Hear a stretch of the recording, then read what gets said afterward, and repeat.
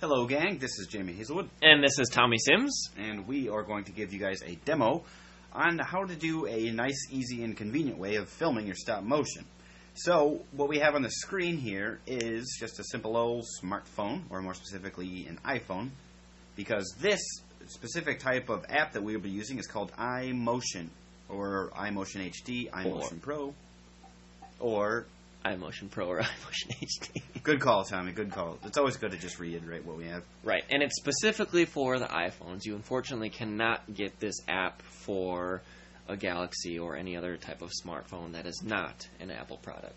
Yes, they have something like Lapset for the Android, and basically there's a lot of apps out there for stop motion, so this is just a specific one that we're going to use for demo purposes. They all will basically be doing the same thing, and that's just capturing with some photos and then putting it together in a frame rate for you, so that way you don't have to worry about uploading each individual pictures and then putting a frame rate, stuff like that. Right, so if you can't get this app for your mobile device, feel free to go into your app store and search for stop motion animation and just choose the best app that you think will suit you well. Exactly. Then this specific one here will go through what this one does. And as we're going to kind of say, too, is some of the films that we'll be having on here for demos, we still do the old-fashioned way, which is the camera. But this is just a way that it's nice and easy for you guys out there with just a smartphone. So, without further ado, Tommy? All right, so the main difference between this and the cameras, why we still use the cameras, is with the camera you can change the light settings and whatnot on the camera itself.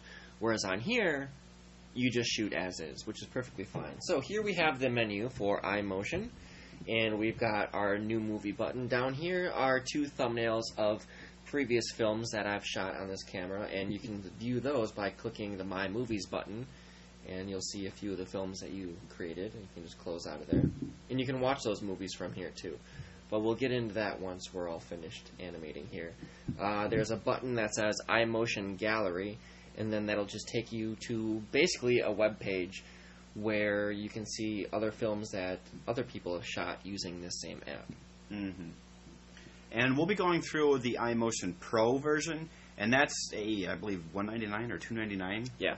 And that version allows way more specific features, which we'll be going through. There is a free one that's just iMotion. You can't do as much with it, but you can still do some of the basic things that we'll show you here. Right, and we'll mention what you can and can't do once we get into the app itself. The other last button up here is a help button, and it'll take you to a page where you can search for pointers to help you out while animating. Yes, but the general help button, that's what we're going to be doing in this demo, ain't that right? So you don't need that button right now. Yeah. You've got us. Exactly. So, first things first, we're going to make a new movie. Dun, dun. So before you hit start or anything, you want to make sure that all of your settings are preset properly. Yes. So first things first, you want to do your movie title, and we'll just do test. Test 1. Okay. And hit done. That way, that's just typed in. We still haven't started yet because you see there's more buttons down here. So automatically, iMotion starts up on time-lapse. Oh, but actually, before we get into this, we should mention your orientation of your camera. Ah, yes, I was going to do that after the button. Right. Either or. Because if you're starting up your phone and it's set like this, you'll notice that underneath the start button, it'll say the type of film you're going to have. By having your phone or device vertical, like so, it's going to film a square 1080 by 1080 pixel, which is the size. We don't want that. We want to have a widescreen format film and not square. Mm-hmm. Square is perfect for something like Instagram, but that's pretty much it. Yeah. We want to have all of your films wide. And by doing so, all you have to do is just rotate your device sideways. So this way, you get a 1080 by 1920. It's actually, 1920 by 1080 high definition size film. Mm-hmm. The standard. Yep. And always remember that, because when you're starting out your film, and if you have a title card that's maybe more vertical rather than horizontal, you're stuck with that orientation. So always keep it on that one right there, the 1920 by 1080. Right, so make sure your device is sideways, horizontal, like so, before you begin filming. So next up, we want to take a look at these buttons here. And you'll see, like I said before, it automatically starts off on time-lapse. And down here, there's a little slide bar that'll change. It says interval, and you can see that number over there for time changes. And what the time-lapse does is you hit start, and it'll take a picture every so often. So if I have it set for every 20 seconds, it'll take a picture every 20 seconds. Yeah, no matter what. Or if I have it set for 10 minutes, it'll take one picture every 10 minutes. This is perfect for if you want to go outside and capture a sunset or something like that. What you want to have it on is manual, which allows you, the icon is of a hand pointing, and that means you can tap the screen to take a picture. Right. So you are entirely in control, not necessarily just by a certain time that it'll happen. Right. Because that's the one that you will need for sure. And the other two buttons there, the remoted and microphone, are not necessarily anything that we'll go into too detailed because you really don't need to worry too much about them. Right, and if you click on them, like for remote, for example, it'll tell you exactly what it does, and it asks you to download a different iMotion app in order to use that. So we don't use a remote, and that's just having a separate remote so you don't have to tap the screen. And the microphone, it does allow you to do this threshold slide bar here, allows you to strengthen it or weaken it. And what that is it makes the microphone on your phone or device, it allows it to pick up louder sounds or quieter sounds. And the example that I always use for using the microphone device is if you want to take a picture of a lightning strike. You set it on the threshold, and with the microphone, it'll take a picture every time it hears a sound that is that loud. So we don't want to do that. Our whole animation essentially is going to be silent, and you can add sound effects afterwards using a different program. Mm-hmm. So we always want to have it on manual. Manual. So that way you are the director. You are in control. So now that we got our title, we got our settings, we are ready to start. And the one thing is to always remember, too, is whenever you exit out of this, we'll go through it once we start filming, but when you get back into it, it'll always want to trick you and always start on time-lapse. That's the first button, so always be sure before you press start to make sure that it's on manual. Right. Because unfortunately, sometimes this app may just shut down after a long period of time. And if that does happen, it could even happen while we're animating here. We just start up the app again, hit manual, and then it'll allow us to pick right back up where we left off. Mm-hmm. And if we back up a little bit here before we press start, you can see that it's on just a nice little tripod. You can get these at a lot of different stores. This is specifically for a phone, since you can see the kind of stand there that helps it nice and snug. So just to let you guys know that that's what we're filming on. These are available at a lot of electronic type stores, Radio Shack, or something of that sort, or on Amazon. It really has all your needs there too. And with this type of device, you want to always pay attention to where the camera is. Right here, it's down in the lower corner. Sometimes if you have it flipped, it'll be in the upper corner. Just pay attention to where that is, so when you're filming, you know where to look. Alright, so I'm going to go ahead and hit start. Dun, dun, dun, dun.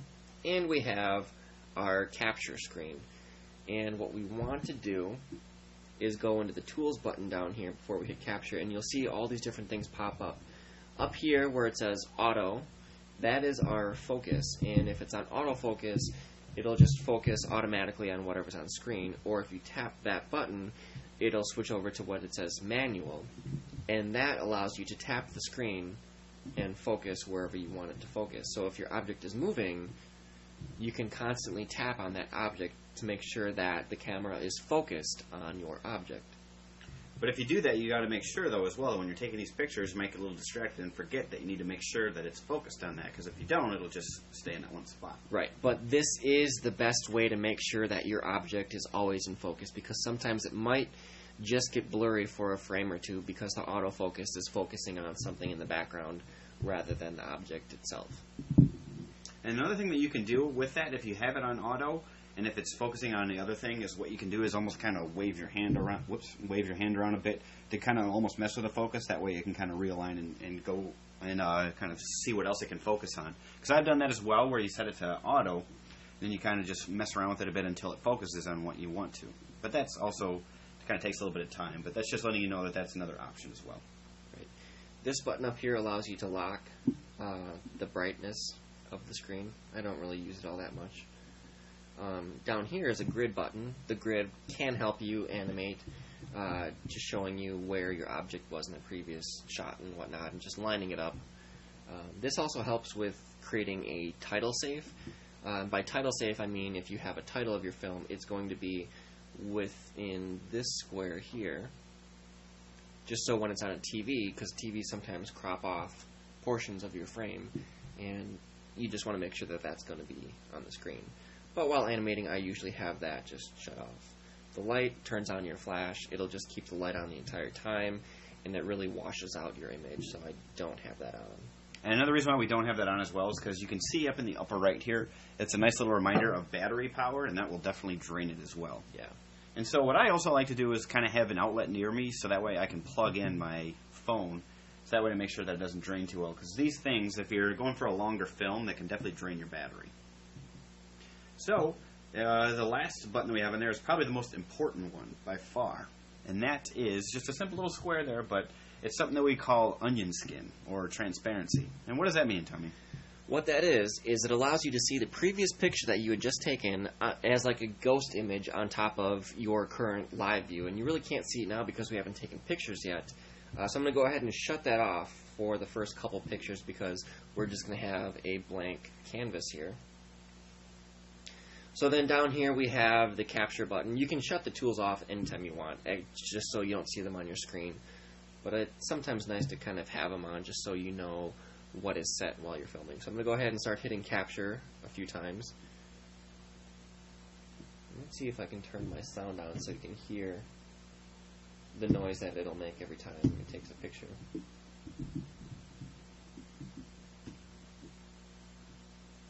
There we go. Dun, dun, dun, dun. Turn the volume all the way up. Sounds like a vintage camera. Yeah. So every time you hear that, it has taken a picture. And don't worry, if your phone's on silent and you don't hear that, that doesn't mean that it's not taking a picture. This is just more to kind of further reiterate that you're taking the picture there. Right. So if I turn the onion skin on, you won't see any difference right now because I'm still taking a picture of the blank set itself. Now what you want to do when animating is just take a few images or capture a few images of your quote-unquote establishing shot so your audience can see where your animation is going to be taking place before the action starts to happen.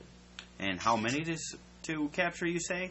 Well, we'll go into that once we're done filming with the frame rate, because that's also the nice thing about an app like this that's specifically designed for stop motion, because frame rate is one of the biggest concepts, so to speak, with Claymation, which we'll go into once this is all done.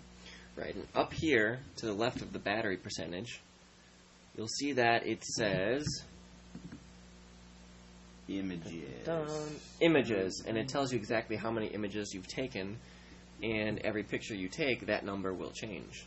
And just a heads up too, we won't have to worry about it here, but if your battery gets, I think, below 20 or 15%, then it's not able to do much. Right, it'll warn you once it's at 20%.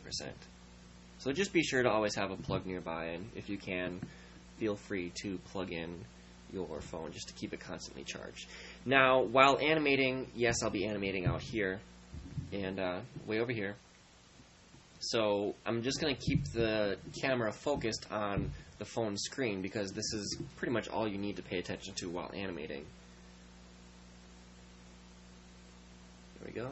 I have it on manual focus right now so I can tap on where I want my camera to focus. And right now we're just going to have this piece of clay kind of appear out of nowhere, and it's just going to roll around in a ball and then just disperse in multiple pieces of clay off the screen. Something short and simple, but we just really want to concentrate on the process of animating with this app.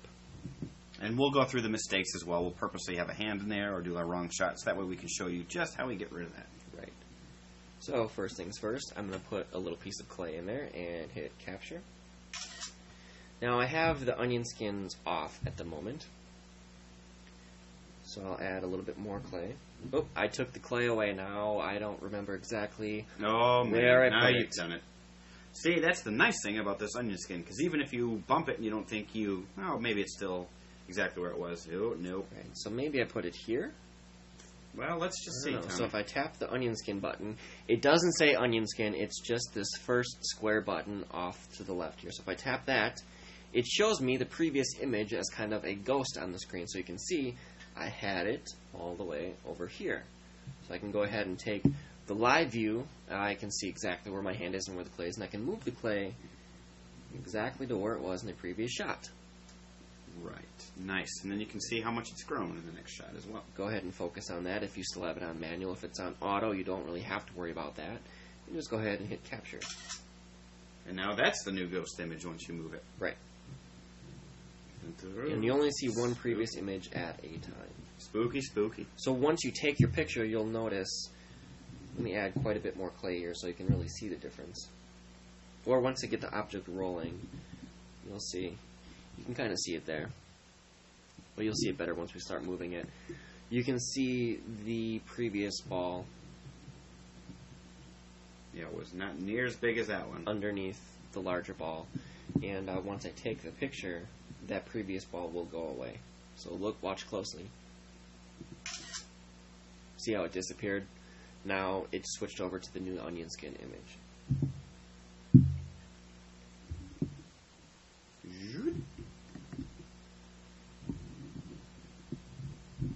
Go ahead and add some more clay to it. I'm going to kind of shape it into more of a ball now since I wanted to start rolling after this. Taking a picture. Roll it a little bit. Take a picture. And now you can clearly see the previous image and the current image and see the previous image disappear. Right, and the great thing is when you use our old demos like with timing and this and that, you can really see how fast it will probably be then. If you're pushing it farther away, then that means that it'll probably be quite a fast transition. I'm going to go ahead and just shut the tools off just so you can see the difference.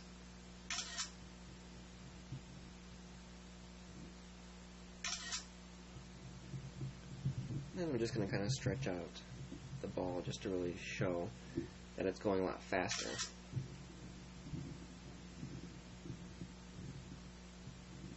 And remember, the further away your images are from one another, the faster it's going to look like it's going on film.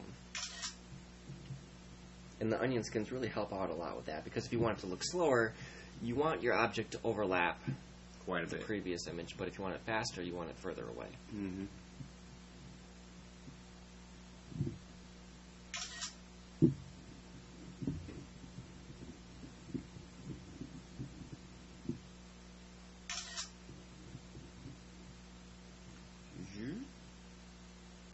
Now, what happens if Tommy's hand accidentally got in that picture? Uh-oh. Oh, no. See that? We got that hand in there. So, what are we going to do to get rid of that, Tommy? Well, you could just keep filming and take care of it later. Or you could hit stop. Actually, yeah. Well, first things first, what I should mention with the tools, because it's going to be a tool that you're going to use to get rid of your hand. With the tools, if you don't have the paid program and you just get the free one, you won't be able to onion skin, or I believe you won't be able to manual focus. Yes. So, just a heads up. So if I stop it, tap to stop capture again, and it'll automatically go in and play what you already have. And you can go ahead and change the frame rate down here, make it faster or slower. It automatically starts off at 15 frames per second, and it says that right over here. We usually slow stuff down to maybe 5 or 6. Whatever you feel looks right for the animation that you're doing. Mm-hmm. Now, to get rid of my hand there, I can pause it. And since that was the last picture I took, I could either go frame by frame until I get to it, or I could hit the skip ahead button and just skip to the last frame. And you'll see that you have the option of adding a picture, because there's a little plus sign up in the corner there in that circle, or deleting a picture down here because there's a minus sign. So I'm going to hit that delete button, delete frame, tap to capture, or tap again to confirm, and your picture's gone. Now I can Voila. play that back. And you don't have to worry about that hand being in there. And there's no hand. So to go back to the live view and filming, you want to hit the camera button up here. And sometimes it will say that it's on time-lapse, so you want to make sure that this isn't down there. You want to make sure that it's on manual. And then you just hit resume. And you can see the previous ghost image here, and then our live view here. Go ahead and fix that up. Yeah, I'm going to go back into Tools and put the focus back on Manual so I can tap on our object and make sure that the onion skin is on, and I can go ahead and capture.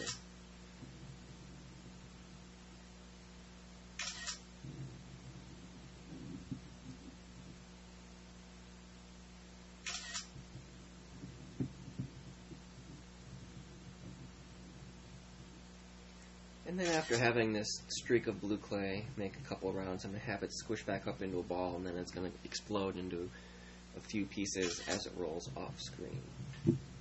So here I can have it start to scrunch back up. And just a heads up too, with that grid picture or that grid tool that we showed you before, you don't have to worry about that being on the actual screen, or on the actual, or in your film rather. Right. This is just a tool to help you out while you're animating. Mm-hmm. Yeah. So don't worry about that showing up in your film.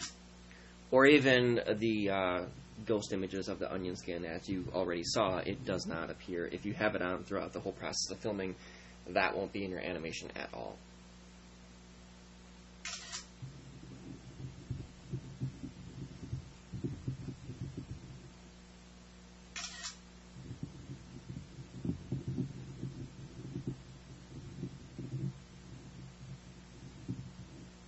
Whoop.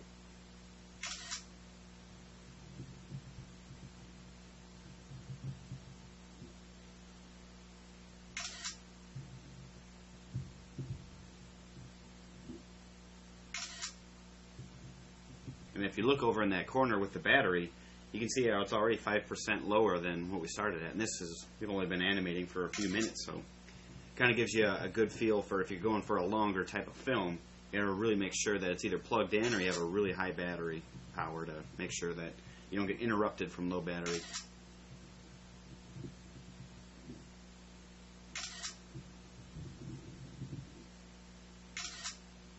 I'm just going to squish it down and it's going to shoot off quite a few new pieces of clay.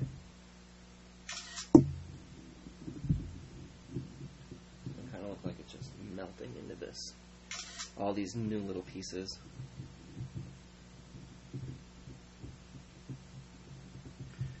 So, before we get towards the end there, Tommy, how about we show them what happens too if the program just all of a sudden gets out of there? Alright, so if you were to just press the accidental power button, like that on the side there, and just get right out of it.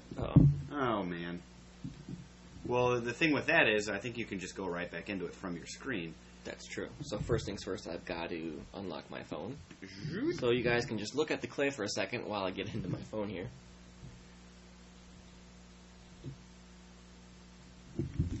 And it automatically comes back up. Mm-hmm. But if it goes back to your home screen, right, like that, like so, just feel free to tap the button, and sometimes it'll come back up like so, or it'll go back to. See if I can go back here. Back again. It'll start off with this screen. And your instinct will be to probably tap that button, and that actually works. It'll bring up your movie. You can see it play right away, and it'll automatically come to this screen here.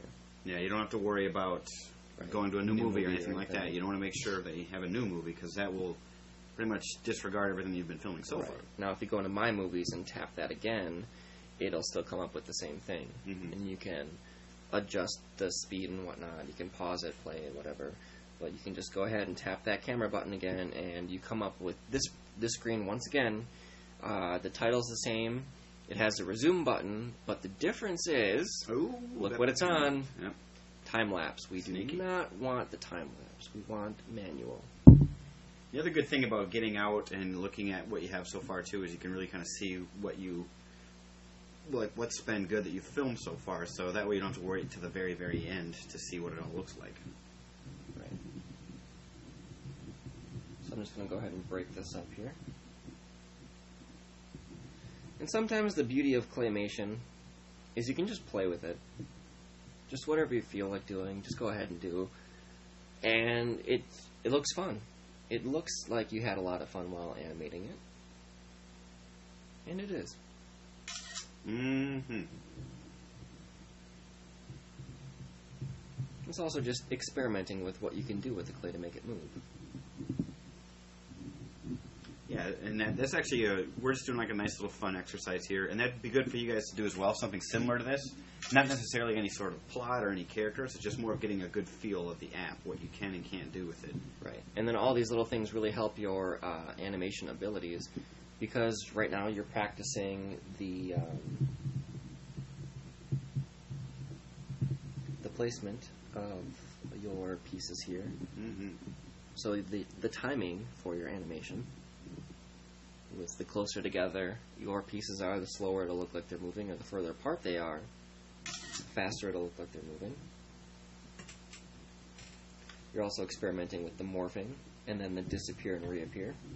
You also see here, too, another reason why we chose this lighter colored piece of paper is you can see the grease marks that this leaves. It's just a way to further emphasize that when it comes to storing your guys' stuff, it's better to have it on maybe a paper towel or something that's away from your set. Right. So that way it doesn't leave a nice little signature on your piece there. And as you guys can see, it here in real life on the paper, but if you look on your film, you can clearly see it in the screen itself. So when people watch your animation, years after it's done, they're going to see those grease stains on the paper, and we really don't want that. So a way to prevent that is to not have the clay sit on there as often, or if you guys use something else besides paper for your base, the grease stains won't appear as clearly as it does on here.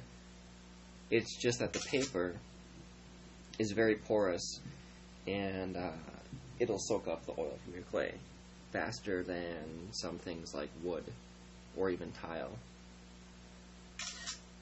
or fabric. Mm-hmm. And now that they're just about getting off screen, this kind of goes in the same philosophy with the establishing shot as an ending shot, which we go through with pretty much all of our films.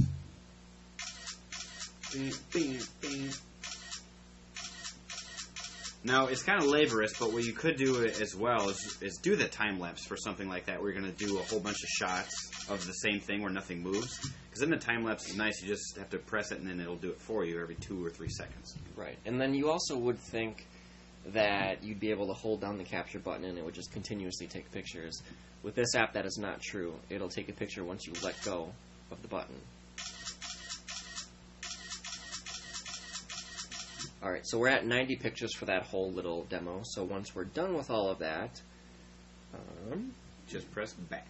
Right, but if you guys didn't exit out of this and keep going, it'll have a button for export, and it'll take you to the same screen here, where it'll automatically play your animation. But once you do that, it usually automatically plays it at 15 frames a second. And since we stopped the program, I have to go ahead and hit play. This is what it'll be like at 15, which is pretty fast. So it's super smooth, but it's really fast for the viewer to really pick up. So we're going to go ahead and slow that baby down to, let's try 10 frames a second first. And it's cool, too, with how fast it is. You almost get that blur to where it looks like the onion skin's on there, but...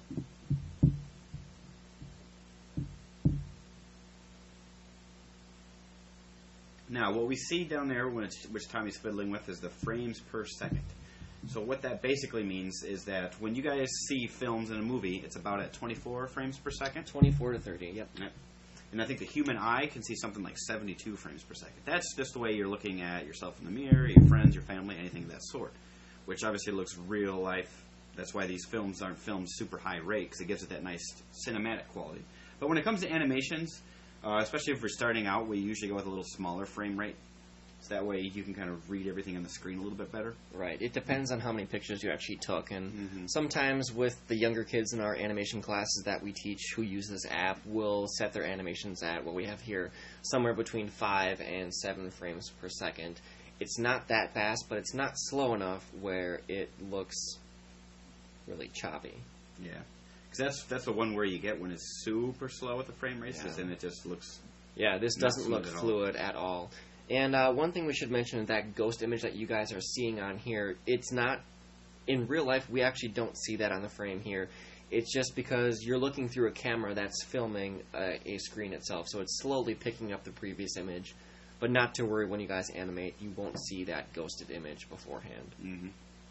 So, just an example, we can speed this thing up to 30 frames a second. That's how fast this app will allow your films to go. And that is pretty smooth there, but also very fast.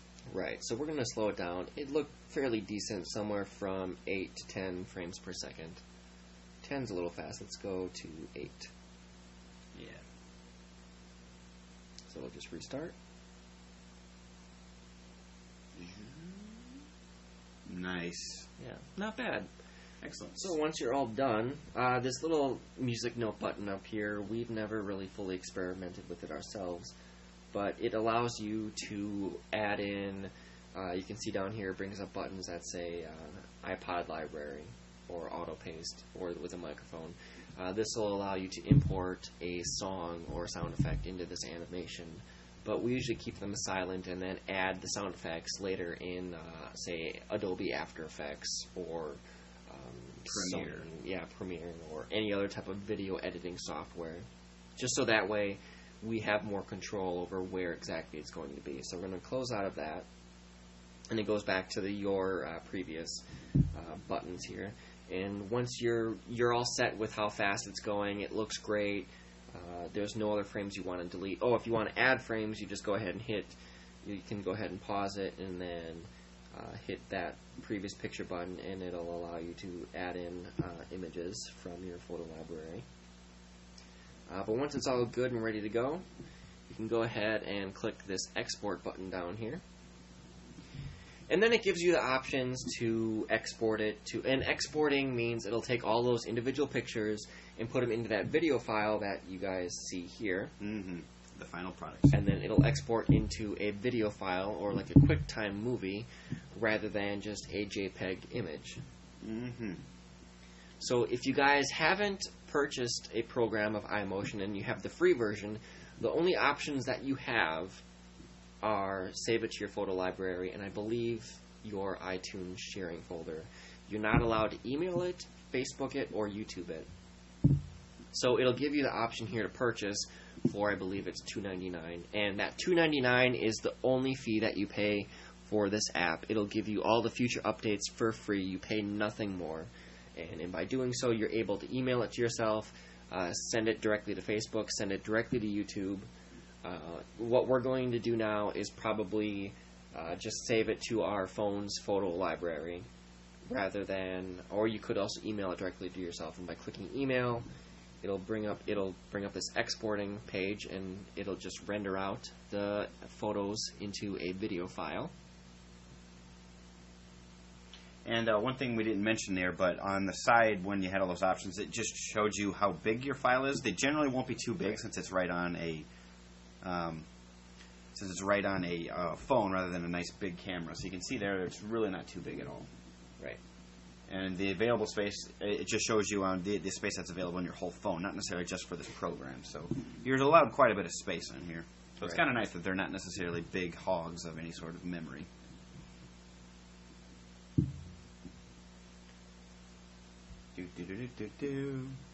So once this is exported, what we're doing right now is exporting it to email. It'll bring up the page that your email is connected to your phone, and you just go ahead and type in who it's to, and then it'll automatically have a title, and it'll say I made this motion, or I made this video with iMotion, and you can go ahead and change that to whatever you would like. Yeah, generally like the title of your film. Yeah, so this would be test 1. And down here, it'll just give you options for whoever you're emailing this to get the app at the App Store or give you more info. And then you'll see down here it has this little thumbnail, and that is your video file. It says test1.mov, which is usually a QuickTime movie file. And QuickTime is usually just generally installed with any type of Apple device. Right, and if you did this to your photo library, it's an easy retrieval. You just go into your photos, or your camera, rather, the button on there, and then you go under the video, not the photos, since you export it as a video. Right. So then once you're done with that, you type in who it's going to, and then you just go ahead and click the send button, and then you're good to go. So we're just going to go back and cancel it here, just because we want to show you another way. It generally takes just a few minutes to show up to whatever mailbox. Right. Or you can go into the photo library. It'll do the same exporting, loading screen, and you can see all the images that it's rendering out of your final number of images there. Sometimes you'll run into the issue of the file is too big to email, and what you can do is do the photo library thing, and it'll save it directly to your photo library. And then what you can do is connect it to a computer of some sort and then just retrieve it that way. Right, by connecting it to the computer, we mean taking the cord, the USB cable that attaches to your phone or device, and just plug that into your computer, and then a box will pop up giving you options to either open with iTunes or just open the folder or whatever else it gives you the option of. You just usually open up the folder and look for your video file, and you'll find it there.